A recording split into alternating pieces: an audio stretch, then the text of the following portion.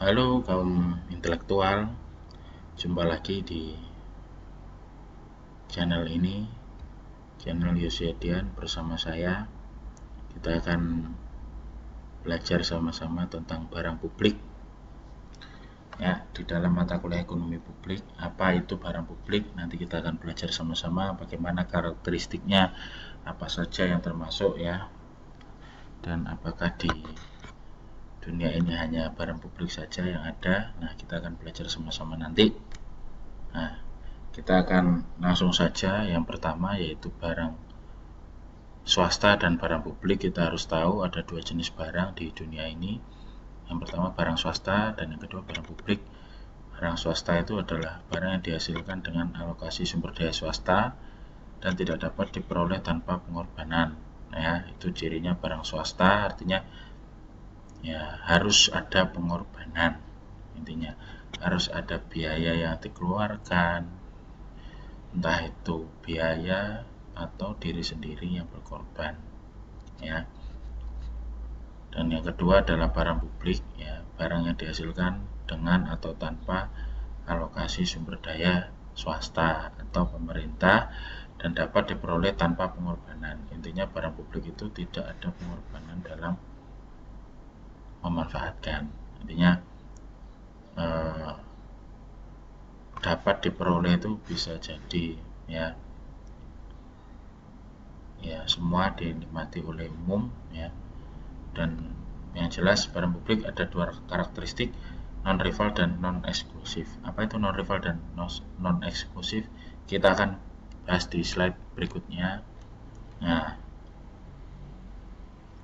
jadi ada dua sifat barang. Yang pertama persaingan dan yang kedua excludability. Yang pertama kita akan bahas tingkat persaingan antar individu untuk memperoleh manfaat dari suatu barang. Itu namanya rivalry.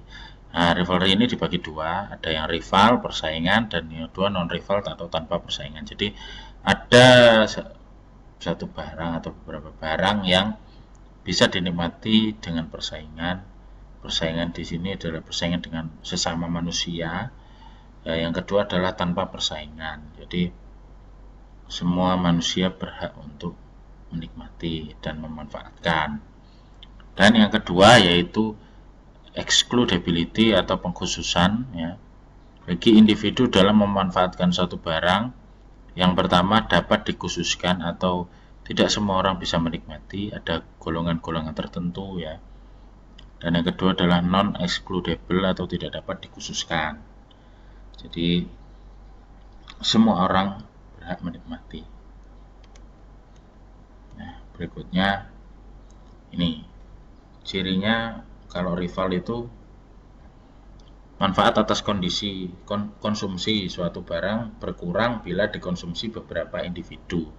Jadi memang namanya rival itu kita harus bersaing. Semakin banyak persaingan maka kemanfaatan dari satu barang tersebut akan berkurang gitu. Kalau yang non rival, manfaat atas konsumsi suatu barang tidak berkurang walaupun dikonsumsi beberapa individu. Jadi memang tidak terbatas benefitnya atau manfaatnya gitu ya. Yang kedua excludable, proses konsumsi atau pemanfaatan suatu barang dapat dikhususkan bagi individu. Nah, yang kedua non excludable, proses konsumsi atau pemanfaatan satu barang tidak dapat dikhususkan. Artinya non excludable ini semua berhak untuk menikmati. Tidak ada golongan tertentu atau mungkin berdasarkan strata ya, derajat manusia tidak ada ya. Jadi begitu.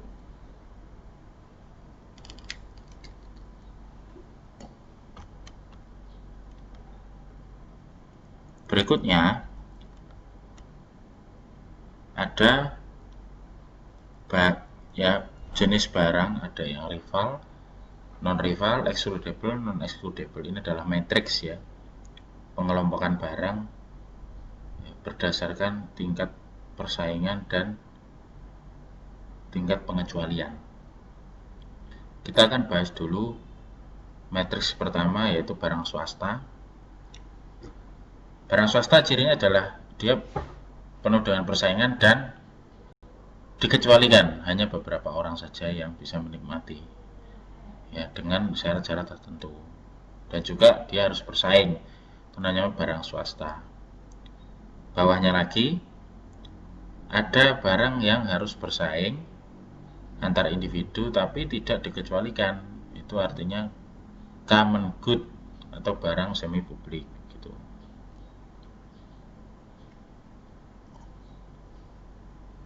Yang berikutnya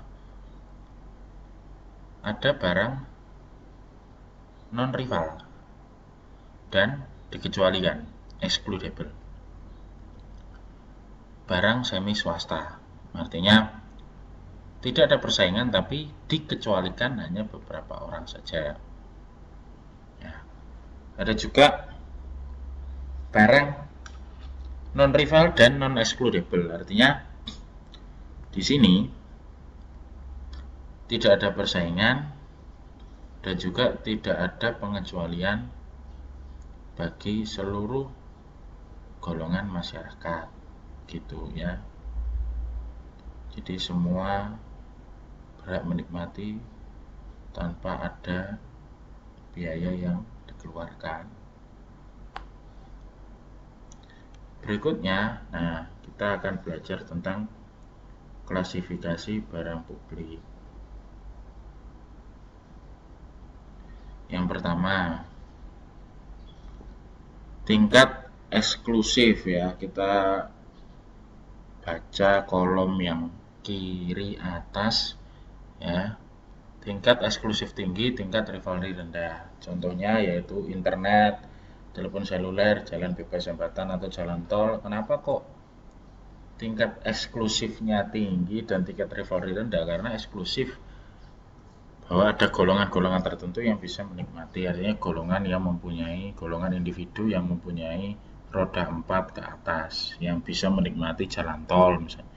Golongan individu yang mempunyai handphone itu yang bisa menikmati internet. Handphone, tidak semua handphone yang ada koneksi internetnya gitu.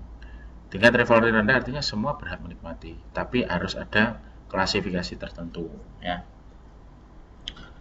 Berikutnya sebelahnya, tingkat eksklusif tinggi, tingkat rivalry tinggi ya. Jadi dia sudah ada golongan yang tertentu dan juga dia harus bersaing. Artinya bersaing itu mengalahkan orang lain ya. Artinya bersaing itu bisa bersaing secara duit, bisa bersaing secara kemampuan ya. Jadi lapangan golf ini contohnya. Lapangan golf itu kan kita tahu semua olahraga yang paling mahal ya. Tidak semua orang bisa menikmati. Ya, hanya orang-orang yang berduit. Ya, biasanya orang-orang yang eksekutif begitu yang bisa menikmati lapangan golf. Berikutnya ke pojok kiri bawah, tingkat eksklusif rendah, tingkat rivalry rendah. Ada penggunaan udara, radio, sistem pertahanan, jalan raya di kota kecil. Ini semuanya rendah, artinya semua rendah itu tidak ada pengecualian dan tidak ada persaingan. Jadi semua berhak menikmati tanpa harus mengeluarkan biaya sedikit pun ya.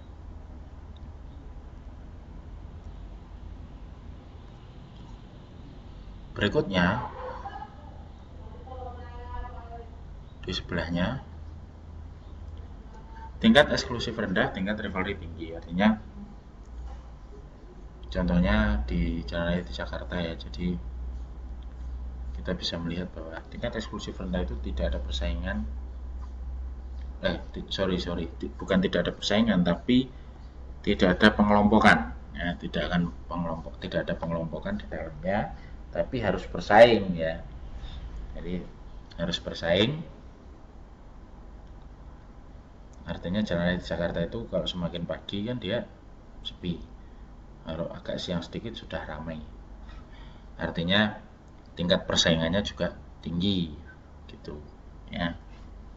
Berikutnya, nah ini barang publik dan barang privat. Contohnya barang publik itu ya pertahanan keamanan tadi yang sudah saya contohkan, hukum, administrasi negara, di sini bisa KTP, KK, akte kelahiran gitu ya.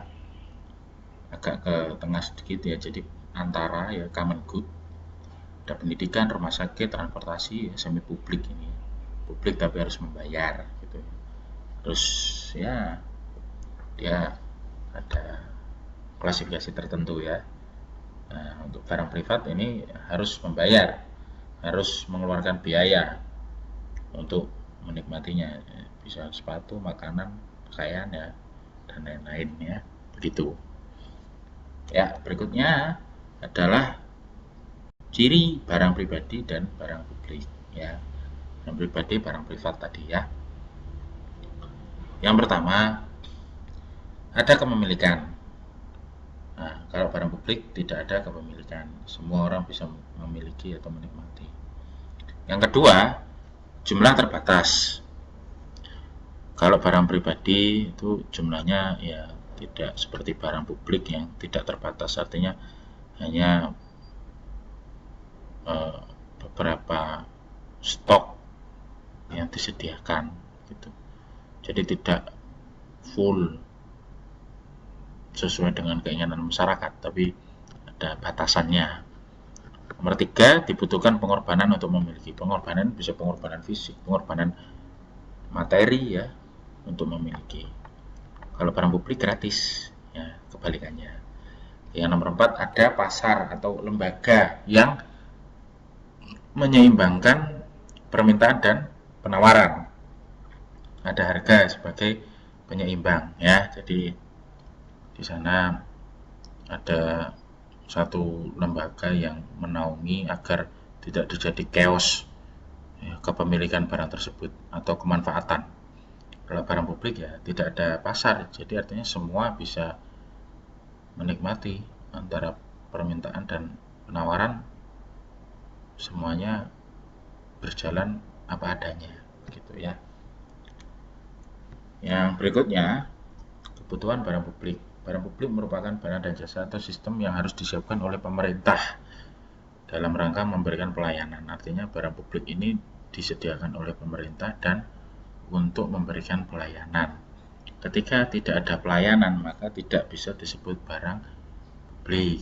Ya, contohnya infrastruktur ya, bisa jalan raya, jembatan, pelabuhan. Nah, itu.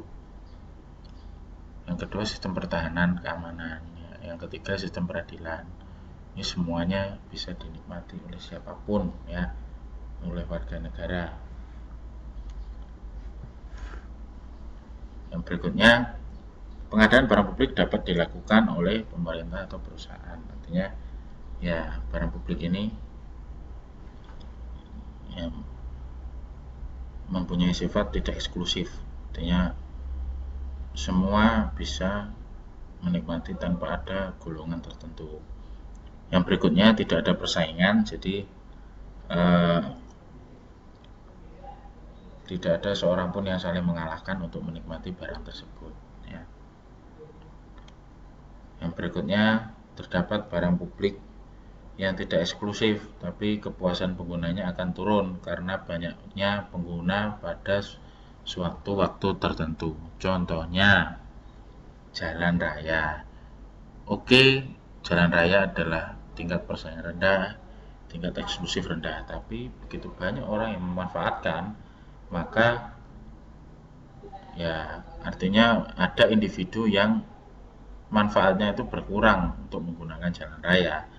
Artinya harus bersaing ya, kondisi macet ya, seperti yang saya tadi bilang, macet itu adalah kondisi di mana jalan raya itu berkurang manfaatnya karena begitu banyak orang yang lewat. Ada juga barang publik yang eksklusif tapi tidak ada persaingan bagi penggunanya. Contohnya internet ya. Internet itu dia sifatnya eksklusif, artinya hanya golongan-golongan yang mempunyai HP yang ada internetnya yang bisa menikmati ya, begitu. Ya, demikianlah penyampaian singkat dari saya. Semoga bisa bermanfaat untuk para penikmat video ini, dan saya mengucapkan terima kasih banyak atas perhatiannya. Mohon maaf apabila selama saya menyampaikan ulasan ada tutur kata yang kurang berkenan. Dan jangan lupa untuk subscribe channel ini dan men-share video ini agar apa yang saya sampaikan boleh diterima oleh banyak orang dan bermanfaat untuk semuanya. Terima kasih saya sampaikan. Sampai jumpa di video saya selanjutnya.